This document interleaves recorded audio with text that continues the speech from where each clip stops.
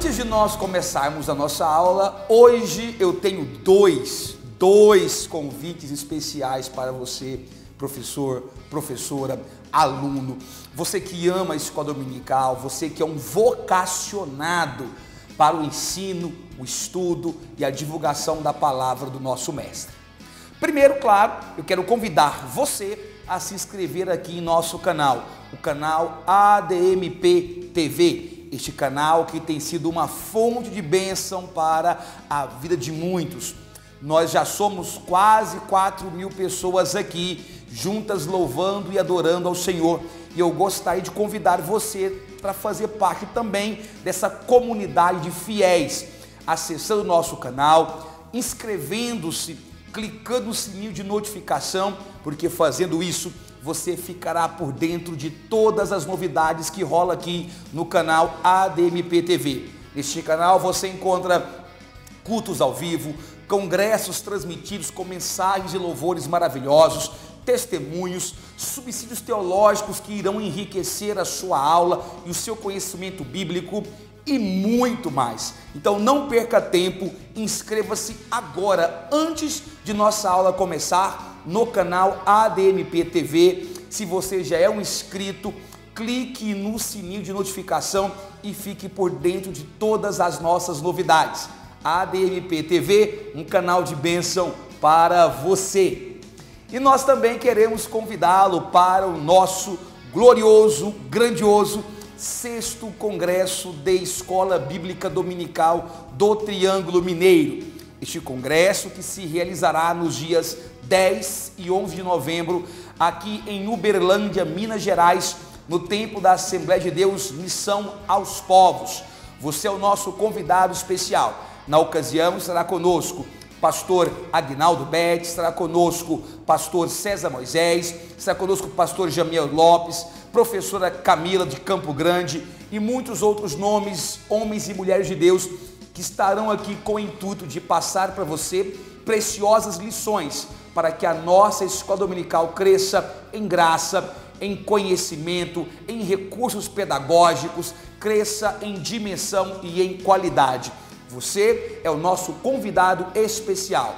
10 e 11 de novembro, as inscrições estarão com o link logo aqui abaixo da descrição do vídeo. Você pode fazer o download da ficha de inscrição e nos enviar para o e-mail que também estará aqui na descrição do vídeo. Amém? Contamos com a sua inscrição e com a sua participação.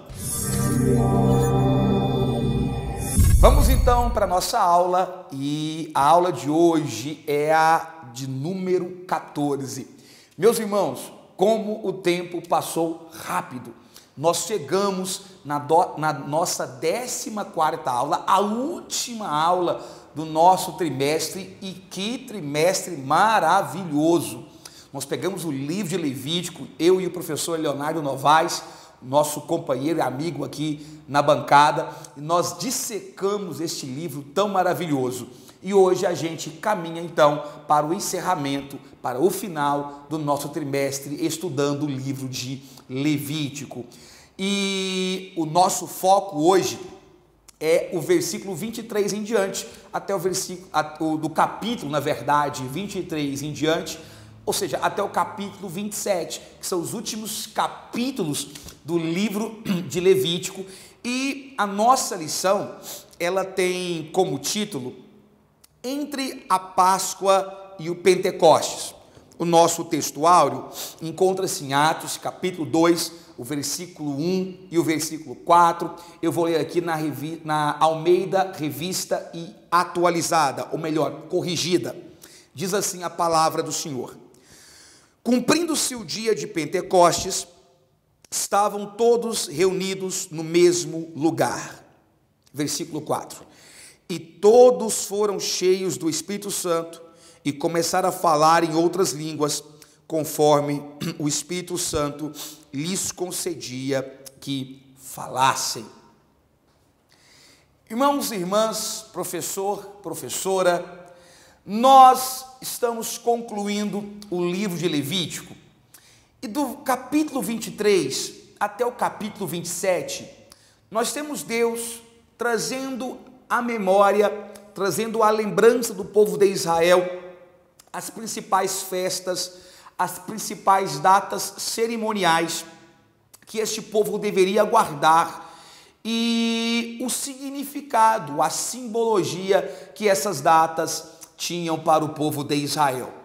Deus agora, mais uma vez, dentro desse manual propedêutico que é o livro de Levítico, ele relembra ao judeu, ao crente, como é que deveria ser feito esta festança, como é que deveria ser o procedimento, como é que deveria ser feito o ritual para a Páscoa, para o Pentecoste, para o tabernáculo, né? E tantas outras, para o Dia Nacional da Expiação e tantas outras festividades e eventos importantes. Então, neste apagar das luzes do livro de Levítico, nós temos o Senhor Deus preocupado em orientar aquele povo, como é que iria se proceder, como é que iria acontecer a Páscoa, o tabernáculo e tantos outros momentos cívicos importantes, tanto para o judeu quanto para a igreja hoje do século 21. Momentos esses carregados de agradecimento, carregados de louvor, carregados de simbologias que visavam remeter o crente, o judeu, a lembrar dos gloriosos salvamentos, milagres e restaurações que Deus sempre fez com o seu povo. E a primeira grande festa que nós encontramos em Levítico, mas que já havia sido estabelecida lá no começo do Êxodo, no livro do Shemot, o livro dos nomes também, o que nós encontramos é o Senhor falando sobre a Páscoa. A Páscoa que era a principal, e ainda é a principal festa do povo hebreu. Quando olhamos para a Páscoa, nós percebemos que a Páscoa ela fazia parte, ou ela faz parte, de uma tríade de festas extremamente importantes para o povo de Israel. Em primeiro lugar, nós temos a Páscoa, também conhecida como Pessach, que era a principal festa deste povo, que inclusive inaugura ainda o ano novo para o povo de Israel. Nós temos depois o Shavuot, que é nada mais, nada menos que a festa de colheitas ou festa das semanas, em alguns momentos também chamada de festas das primícias, que era a segunda festa importante, acontecia 50 dias após a Páscoa. E nós temos o Sukkot, ou festa dos tabernáculos, também chamada de festa das tendas, festa das cabanas. Essas três festas formavam as três principais festas que os judeus realizavam entre eles. Infelizmente, ou claro, por um motivo até mesmo bíblico, nós não vamos entrar nesse teor aqui agora, o Sukkot, ou festa dos tabernáculos, não foi adotado pelo cristianismo. Nós adotamos as duas principais festas como simbologia principal para nós, a Páscoa e a festa das colheitas, também chamada de festas primícias ou Pentecostes. Nós vamos conversar um pouquinho primeiro sobre a Páscoa, o seu significado, o seu ritual e a sua simbologia. Em nossa revista, a Páscoa, ela é justamente o nosso tópico 1, que começa dizendo Cristo, a nossa Páscoa. Primeiro, é sempre bom nós deixarmos claro que a palavra Páscoa ou Pessach quer dizer passagem. Era um momento em que o povo de Israel parava para relembrar o grande livramento que o Senhor lhes deu, lhes libertando de 400 anos de escravidão sobre o poder do faraó, sobre o poder da nação egípcia, do faraó do Egito. Portanto, a Páscoa, ela tem uma simbologia muito forte de libertação, de quebra de grilhões, de quebra de cadeias.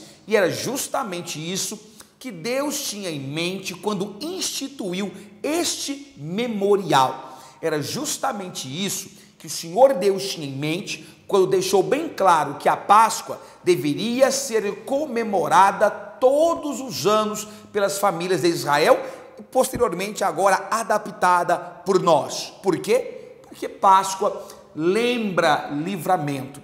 É curioso, porque o contrário de se tornar escravo na Bíblia Sagrada é redenção. E na Bíblia, sempre que nós falamos de redenção, ou você vê o termo redimir, especificamente no Novo Testamento, redenção e redimir tem ligação com quebrar cadeias, tem ligação com quebrar grilhões, pagar uma dívida pela qual você tinha um laço de escravidão. Portanto, a primeira coisa que você, professora, deve pontuar para a sua classe é o fato de que o nome Páscoa ou Pessach tem a ideia de manter livramento, passagem, saída, extração, sair do Egito. E isso é muito importante. É curioso porque o calendário judeu, ou calendário judaico, ele é baseado em dois tipos de calendário. Hoje nós temos quase que apenas o cívico, mas houve uma época em que predominava-se o cívico e o religioso. O calendário cívico, ele começa, na verdade, em meados de setembro, em alguns, dependendo do ano, ele fica entre setembro e outubro, não é? E esse calendário, ele é marcado pelo chamado Rosh Hashanah. Rosh Hashanah, que nada mais é do que Ano Novo, não é? Que acontece no mês que eles chamam de mês de Tisri, né? Algumas versões escritas de Tishri, não é? Esse mês marca o Ano Novo. Esse ano ele dava início com comemorações muito especiais, não é? Como a festa das trombetas, o Dia Nacional da Expiação e também com a chamada festa dos tabernáculos. Então, o calendário cívico, o calendário não religioso judaico, ele começa no mês de Tisri, com a data do Rosh Hashanah, marcando aí esses três eventos: a festa das trombetas, a festa dos tabernáculos e a festa do Dia Nacional da Expiação. Mas nós temos também, igualmente importante, o calendário religioso. E o calendário religioso, ele é marcado justamente como o início pela Páscoa. A Páscoa, ela marcava o início do calendário religioso para o judeu. E como é que se procede a Páscoa? Qual é o ritual da Páscoa? Nesse sentido, eu vou lembrar a você o livro de Êxodo, capítulo 12, que é justamente onde Deus institui a Páscoa para o judeu. Em Êxodo capítulo 12, nós temos já o encerramento do ciclo das pragas do Egito. Deus já fechou a nona praga e estamos caminhando para a maior das pragas, a 10ª praga. E para preparar o povo de Israel para o que havia de vir, o Senhor institui a Páscoa. E para isso, ele dá algumas orientações. A primeira orientação foi que você deveria, no 10º dia do mês de Tisri, separar um cordeiro. E esse cordeiro deveria ficar de observação durante 4 dias. Esse animalzinho não poderia ter defeito algum. Deveria ser um animal perfeito. Esses 4 dias, entre o 10º e o 14º dia, tinha como principal finalidade a família observar aquele cordeiro, porque aquele cordeiro não poderia ter defeito algum. Afinal de contas, não apenas o cordeiro, mas principalmente o sangue dele significaria livramento do anjo da morte que passaria pelo Egito. Então, olha que coisa importante. Esse cordeiro, ele, claro, é um tipo. Lembro-me aqui agora que lá em Gênesis, no capítulo 22, eu não me lembro agora se é o versículo 7, creio que seja isso, o versículo 7, Isaac olha para o seu pai Abraão, caminhando ali para o monte, ele olha e vê a lenha, vê o fogo que já está preparado, mas Isaac percebe a ausência do principal elemento do sacrifício, não havia o cordeiro. E aí Isaac faz uma pergunta, ele diz: eu estou vendo tudo aqui, eu estou vendo a lenha, estou vendo o fogo, os preparativos estão prontos, mas e o cordeiro do sacrifício? Onde está? Essa pergunta, ela tem um sentido muito amplo. Claro que ela tem um sentido de aplicação imediato, que era a situação em que ele olha e percebe que não havia sacrifício, não havia cordeiro, e o seu pai Abraão diz: olha, será você, Isaac, o cordeiro do sacrifício? Uma história que todos nós conhecemos, mas também tem uma aplicação futurística, profética. Por quê? Porque quando Isaac pergunta onde está o cordeiro, João Batista responde essa pergunta lá em João, no Evangelho de João, no capítulo de número 1, no versículo 29, quando João diz: no dia seguinte, João viu a Jesus, que vinha para ele, e disse: eis o Cordeiro de Deus, que tira o pecado do mundo. Glória a Deus. Meu irmão, minha irmã, preste bem atenção, um sentido maravilhoso. O Cordeiro Pascual que Deus instituiu lá na lei, quando estava começando a formação do povo de Israel como nação, era um cordeiro animal.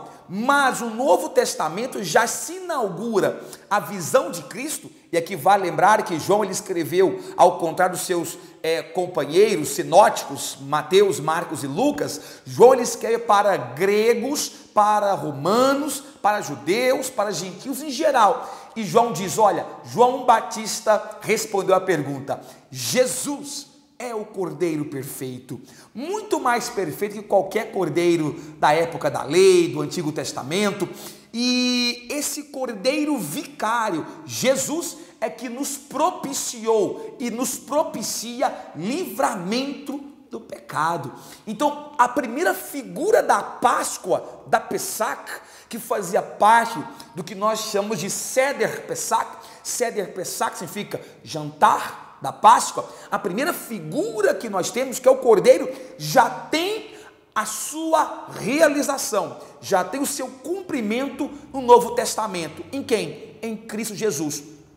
Quando nós estudamos o livro de Hebreus, eu disse para os irmãos aqui que o símbolo sempre é menor do que a sua realização. E aqui nós temos um exemplo. Enquanto que o cordeiro pascual deveria ficar em observação para ver se não havia nenhum defeito, o Senhor mesmo disse no ato do batismo: eis aí, o próprio Deus dizendo para Jesus: eis aí o meu filho amado, em quem me comprazo, em quem tenho prazer. Meu irmão, minha irmã, não existe um atestado maior de qualidade do que a chancela do próprio Jeová dizendo, o próprio Pai dizendo: eis o meu filho perfeito, eis o meu filho que tira o pecado do mundo, cordeiro vicário, cordeiro perfeito. Se você está do outro lado ouvindo esta palavra, pode glorificar a Deus, porque foi este cordeiro pascual que permitiu que hoje você tenha vida e que esteja aí nos assistindo, meditando na santa e gloriosa palavra do Senhor. Ainda sobre esse momento ritualístico, nós percebemos que a Páscoa, ela tinha duas características. Primeiro, esse cordeiro, ele não poderia ser cozido, porque isso significava quebrar os ossos, extrair a carne, essa coisa toda. Nem cru. Esse cordeiro, ele deveria ser assado inteiro. Diz a Bíblia que nenhum dos seus ossos deveria ser quebrado. Me lembro aqui de um fato histórico, porque era costume dos romanos, ao crucificar um bandido, crucificar um ladrão, um criminoso, para antecipar a morte, quebrar as pernas do indivíduo. Por quê? Quando você pegava o crucificado, quebrava as pernas, o peso dele todinho caía sobre o seu ventre então o processo de asfixia era maior. Ele morreria asfixiado, mais rapidamente sufocado pelo seu próprio peso. Era uma morte terrível. Mas em Cristo não houve quebra de nenhum osso. Os romanos não quebraram nenhum osso. Diz a Bíblia que, pelo contrário, eles colocaram uma lança que transpassou o seu lado para verificar se ele havia morrido de verdade, onde sai sangue, posteriormente água. Então você percebe que até nisso Cristo foi perfeito. Até nesse momento, esse detalhe, a Páscoa de Jesus, ela foi essencial. O Cordeiro Pascual não poderia ter nenhum osso quebrado. E mesmo sendo costume romano quebrar ossos criminosos, nenhum osso de Jesus foi quebrado. E ainda dizem que a Bíblia não traz a verdadeira palavra do Senhor. Veja como esses detalhes são importantes. Um outro detalhe é que diz que eles deveriam comer aquele cordeiro já vestidos, calçados, porque deveriam ser rápido essa saída. E aqui eu quero chamar a sua atenção, porque diz a Bíblia que durante a Páscoa se comia pão asmo, ou seja, se comia pão sem fermento. Qual o motivo disso? Por que razão deveria comer pão sem fermento?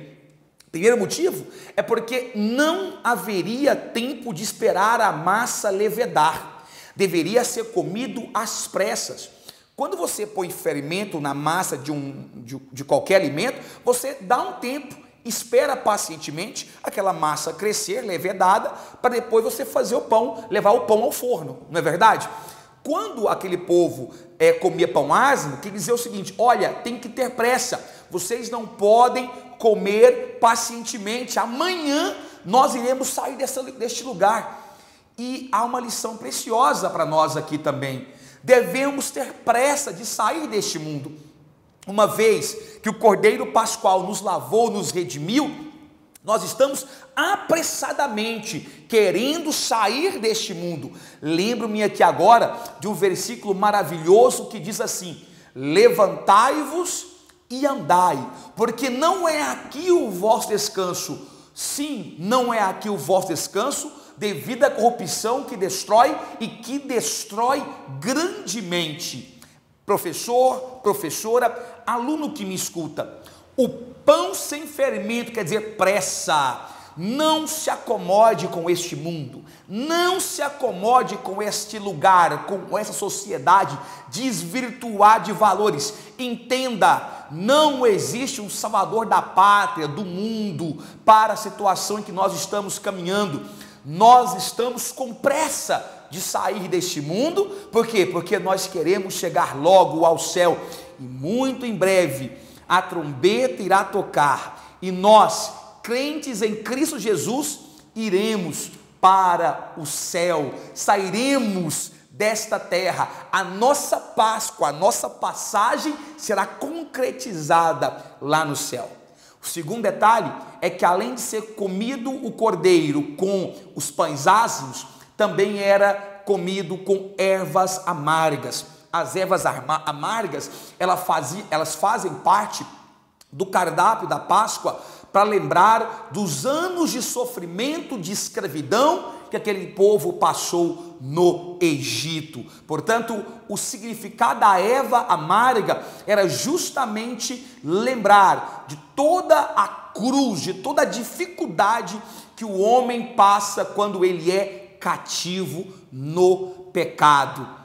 Eu quero lembrar mais uma vez, eu até comentei agora há pouco sobre o fermento e disse que o fermento ele tem como simbologia a pressa. Mas há um outro detalhe também, é bom deixar claro, eu estava até me esquecendo disso, mas eu volto para lembrá-los, de que um outro detalhe do fermento é que na Bíblia o fermento, ele quase sempre é associado com o pecado. Lembro-me aqui agora de Gálatas capítulo 5, versículo 9, quando Paulo diz: um pouco de fermento leveda toda a massa. Nós ainda temos o próprio Jesus em Mateus 16, 5 e 6, dizendo: e passando seus discípulos para outra banda, tinham se esquecido de fornecer pão. E Jesus disse-lhes: adverti e acautelai-vos do fermento dos fariseus e saduceus. Fermento se espalha, fermento trabalha silenciosamente, e é por isso que o fermento é comparado com o pecado, mais uma simbologia própria para a nossa Páscoa.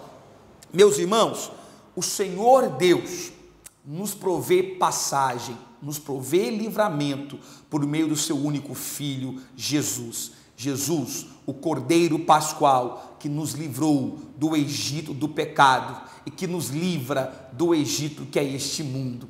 A Páscoa, que festa maravilhosa. 50 dias após a Páscoa, 50 dias após o livramento, nós temos a chamada festa da colheita, também já de festa das semanas, que é o nosso tópico 2 e 3, né? O dia do Pentecostes. O tópico 2 é o Pentecoste, a festa das primícias, e o tópico 3, o dia de Pentecostes. Esta festa, ela acontecia 50 dias após a Páscoa. Inicialmente, era chamada apenas de festa das colheitas ou das primícias, e ela começava exatamente no momento da colheita da cevada, quando a primeira ceifada, a primeira facãozada, né, era dada nas espigas, começava-se ali a festa do Pentecoste. Pentecoste foi o nome dado no domínio grego, porque Pentecoste quer dizer 50 dias após. 50 penta, né? Pentecoste, 50 dias após. Portanto, foi um nome dado posteriormente. Essa festa começava na colheita da cevada e ela termina na colheita do trigo, tá? E era bom destacar algumas características diferentes da Páscoa.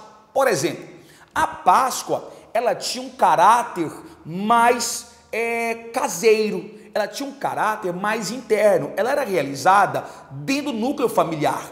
O próprio Deus, quando orienta Moisés em Êxodo capítulo 12, ele diz: olha, vai se reunir a família, vai comer todo o cordeiro, não pode sobrar restos, se sobrar restos tem que ser queimado, porque não pode ter parte nenhuma guardada para o outro dia.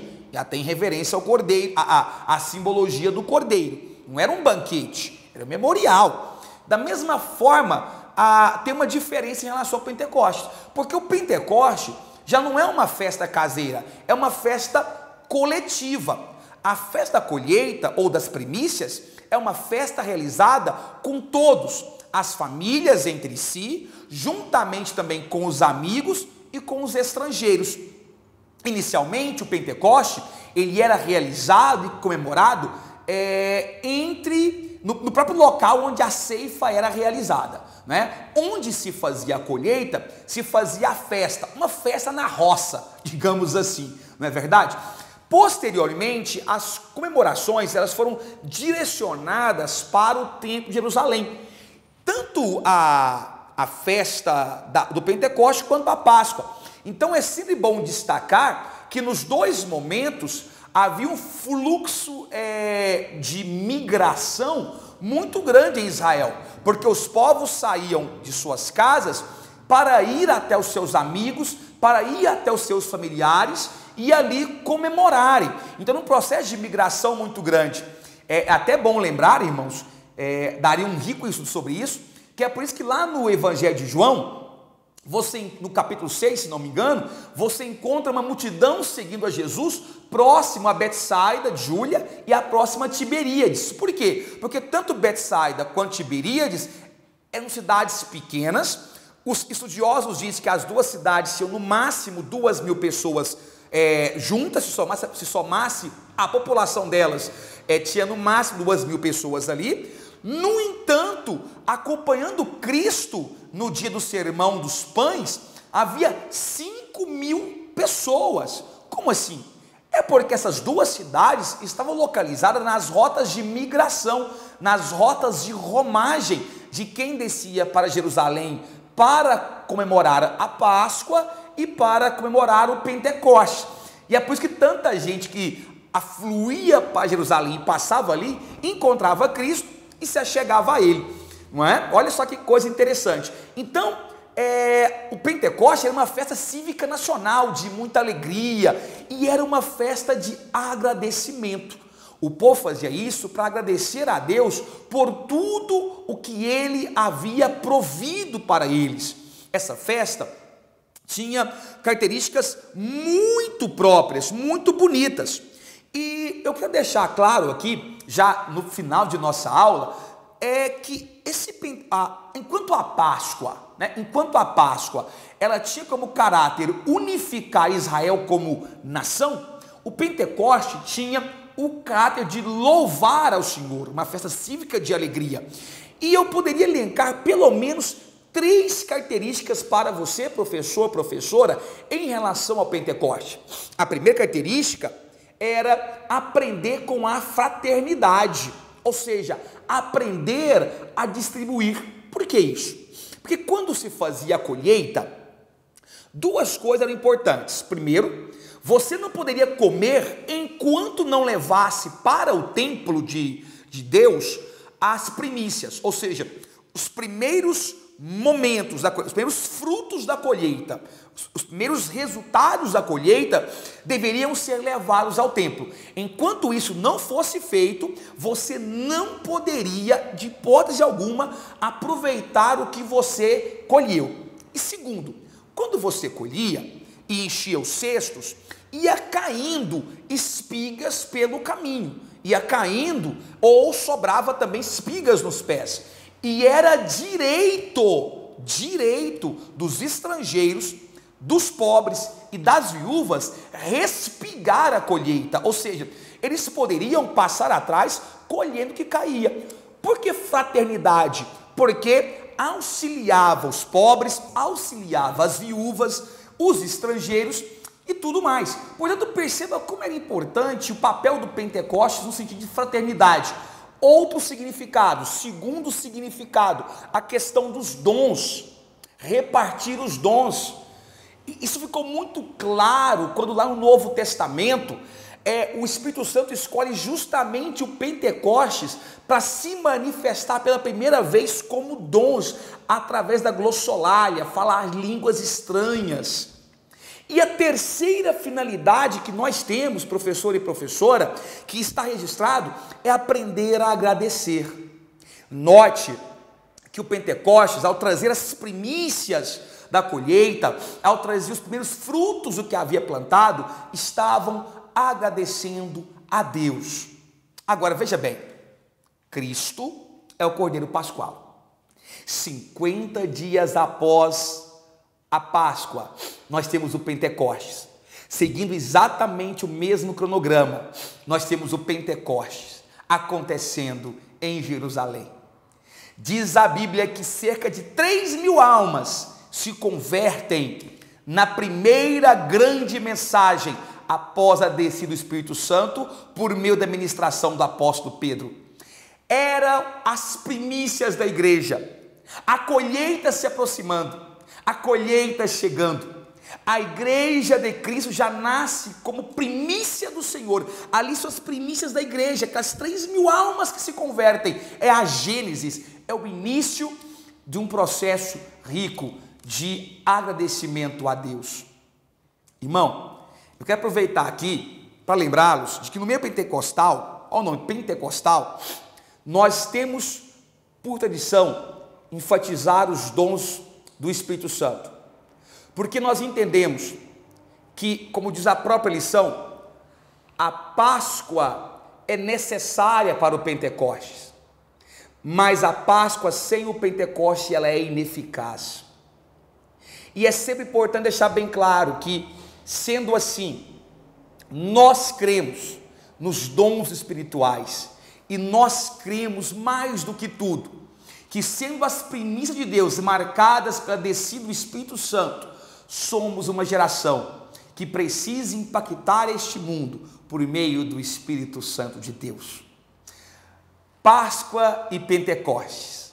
Pega as informações que nós colocamos aqui, ali com a revista que é maravilhosa. Faça um momento especial na sua congregação de reflexão sobre a simbologia atual das duas festas para a igreja. O sacrifício de Deus, de Cristo Jesus, que nos livrou da morte, e o Pentecoste, que selou as primícias da igreja e que nos marca como separados por Cristo Jesus, como nos dando a presença do Espírito Santo de Deus. O nosso programa Escola Bíblica Dominical vai ficando por aqui. Eu quero louvar ao Senhor pela vida de cada aluno, cada aluna, cada irmão, cada irmã que nos acompanhou ao longo desse trimestre, um trimestre maravilhoso, no qual o Senhor Deus falou conosco gloriosamente. Nós estamos muito felizes com o que o Senhor realizou, com os testemunhos que nós temos recebido de cada um de vocês que acompanha semanalmente aqui o programa Escola Bíblica Dominical. Nós queremos convidá-lo a se inscrever em nosso canal, a se inscrever em nosso congresso que está chegando, o 6º Congresso Escola Bíblica Dominical, dia 10 e 11 de novembro.